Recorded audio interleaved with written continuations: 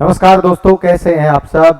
तो एक बार फिर से आपका स्वागत है एएमएस एकेडमी के इस ऑफिशियल यूट्यूब चैनल पर। और आज मैं आपके सामने एक बहुत बड़ी खुशखबरी लेकर आया हूं।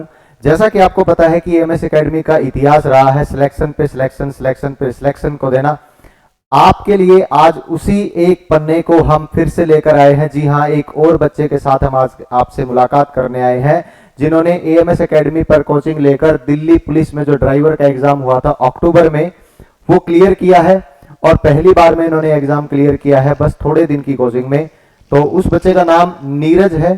ठीक है, एक बार हम आपको नीरज से मिलवाएंगे आज और उनसे बात करेंगे कि किस प्रकार की उनकी जो स्ट्रेटेजी है वो रही होगी ये एग्जाम क्लियर करने में और किस तरीके से उन्होंने तैयारी करी थी। ठीक है, और ये सब हम उनसे जानेंगे। तो वेलकम करते हैं नीरज का। आ जाइए नीरज। तो आपका स्वागत है एएमएस एकेडमी के ऑफिशियल यूट्यूब चैनल पर और आपको बहुत बहुत जो है कॉन्ग्रेचुलेशंस, बहुत बहुत बधाई हो इस एग्जाम के क्लियर होने पर। तो सबसे पहले तो बड़ी खुशी हो रही होगी। बिल्कुल। तो बहुत दिन से आप तैयारी कर रहे थे। हाँ तो सर। मुझे बताइएगा सबसे पहले तो कि आपने जो एग्जाम क्लियर किया है उसमें मतलब आप मुझे इतना बताइए सबसे पहले कि उसमें आपने किस तरीके से चीज़ों को पढ़ा है और किस तरीके से आपने तैयारी करी है, कि ताकि जो बच्चे और भी हैं एग्जाम की जो तैयारी करें उनको भी पता लग जाए कि इस तरीके से आप तैयारी कर सकते हैं एग्जाम के लिए। सर अकेडमी आता था मैं डेली, जो क्लासेस लगती थी सुबह 9 बजे ओके से 2 बजे तक रेगुलर क्लास होती थी। उसके बाद एक्स्ट्रा क्लासेस भी अकेडमी लगाती थी। ओके जो बच्चे चाहते हैं कि उन्हें सिलेक्शन चाहिए उनके लिए अकेडमी अलग से प्रोवाइड करती थी क्लासेस। वो फ्री ऑफ कॉस्ट होती थी, उनके लिए कोई चार्ज नहीं किया जाता था बच्चों को। इसलिए हमें पढ़ने में बहुत सहायता मिलती थी। अकेडमी ने जो बुक्स दी हैं उनसे भी बहुत सहायता मिली थी। मतलब उनसे जब आप ये कह रहे हैं कि दिल्ली पुलिस ड्राइवर की आप जो तैयारी कर रहे हाँ हैं तो उसमें जो ड्राइवर का जो सिलेबस आता है सारा बुक्स वहीं से मिली थी। हाँ सर, अकेडमी ओके से जो बुक्स मिली थी उन्हें ओके उनसे सहायता मिली। ओके। और एकेडमी कितने बजे आते थे आप? सुबह 9 बजे 9 क्लास बजे। होती सर। इससे पहले आपने कहीं नहीं पढ़ा? नहीं सर, उस पहली बार ड्राइवर का एग्जाम दिया, पहली ड्राइवर बार का पढ़ा एग्जाम और ड्राइवर के पहली लिए। बार आपने हाँ जो है तैयारी करी थी और पहली बार ही सिलेक्शन है, तो हाँ इसका मतलब हम ये मान लेते हैं कि आप अगर 9 बजे आते तो कितने बजे तक यहाँ रुकते थे? सर, अप्रोक्सीमेट 4, 4:30, 5 बजे तक यहाँ रहते थे सर। 4:30-5 बजे तक। कुल मिला के हम ये मान सकते हैं कि 9 से लेकर 5 बजे तक ये हाँ वर्किंग आवर्स होते हैं किसी भी आदमी के। तो 8 घंटे आप यहाँ पे पढ़ते थे। तो हाँ घर सर। जाके आप कितना पढ़ते थे फिर? घर जाके सर जो एकेडमी कराती थी वो रिवीजन करना पड़ता था, और जो एक्स्ट्रा थोड़ा बहुत हमारा जो मन होता था कि हमें कर लेना चाहिए वो रिवीजन भी किया जाता था। रात को थोड़ा बहुत पढ़ते थे, लेकिन जो एकेडमी कराती थी वो सफिशियंट होता था। सफिशियंट होता था।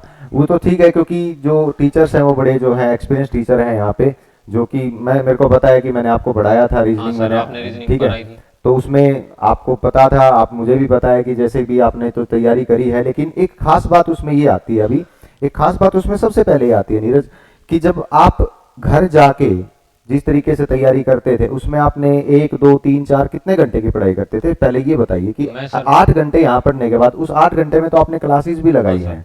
ठीक है, आपकी सेल्फ स्टडी कितनी थी फिर? सेल्फ स्टडी यहाँ से जाने के बाद सर रात को पढ़ता था 8 से मैक्सिमम 12 बजे तक। उसके बाद नहीं पढ़ता था, सुबह 2 घंटे पढ़ता था। सुबह 2 घंटे, हाँ मतलब आपने जो नींद कम करी है हाँ और सर। जो है मेहनत ज्यादा करी है। हाँ और मेरे हिसाब से आपने 2 या 3 महीने की तैयारी में एक पूरा जो है सिलेक्शन पा हाँ लिया सर। है। अब आपका आगे फिजिकल होगा और मेरे हिसाब से ड्राइविंग टेस्ट होगा। लेकिन आप एक तरफ से निश्चिंत हो चुके हैं कि फिजिकली आप मुझे फिट दिख ही रहे हैं और हाँ ड्राइविंग आपको आती ही होगी। यस ठीक सर। है। और दूसरी बात एक और भी है कि कोई मॉक टेस्ट वगैरह कुछ आपने किए, एकेडमी ने प्रोवाइड करवाई, कोई टेस्ट वगैरह एकेडमी होता था? वीकली वीकली टेस्ट लेती थी सर एकेडमी, जिनसे बहुत ज़्यादा हेल्प मिली है। ओके। और एकेडमी ने जो नोट्स दिए हैं उनसे भी बहुत ज़्यादा हेल्प मिली है। आपने जीके कराई थी जो, उसमें से भी बहुत ज़्यादा था एग्जाम में। विकास सर ने जो जीके जीके करवाई थी, हाँ करवाई थी जीएस का, बिल्कुल। उसमें से जो विकास सर ने मिसलेनियस के नोट्स दिए थे उनमें से मेरे 20 में से 9 क्वेश्चन मतलब थे। मैंने तो ये देखा था कि उन्होंने तो शायद हैंड रिटन नोट्स हाँ, आपको हैंड दिए रिटन थे। नोट्स थे, उसमें से ओके, मेरे 20 में से 9 क्वेश्चन थे। ये बहुत बड़ी बात है सर एक ओके। एग्जाम में आना। चलिए, तो जो बाकी बच्चे हैं उनके लिए आप क्या कहना चाहेंगे कि इस हिसाब से वो तैयारी करें? कि बस आप ये मतलब इतना है कि अगर कोई बच्चा बार बार फेल हो रहा है, अब तैयारी कर रहा है, बार बार उसका सिलेक्शन नहीं हो पा रहा है, एग्जाम क्लियर नहीं हो पा रहा है, लेकिन एक एक्सेप्शनल केस ये भी बनता है कि कोई बच्चा 2 या 3 महीने में ही तैयारी करके उस एग्जाम को क्लियर कर लेता है जिससे पहले कभी उसने तैयारी नहीं करी थी। तो आप किस प्रकार से बच्चों को बताना चाहेंगे कि आप इस तरीके से पढ़िए, या